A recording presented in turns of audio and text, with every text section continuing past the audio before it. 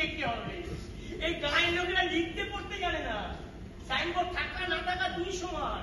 তাই? হ্যাঁ স্যার, আপনি যখন এই গ্রামে ঢুকলেন, কোনো দোকান বা কোনো জায়গায় কোনো সাইনবোর্ড আপনার চোখে পড়েছে? না। পড়বে না। এটা যেইভাবে গৌরাঙ্গ মন্ডলের বাড়ি চেনে, যেভাবে সহদেব খাড়ার ঘর চেনে, সেইভাবে চেনে এটা একটা স্কুল, এখানে রোজ দুপুরে খিচুড়ি রান্না হয়। ভালো।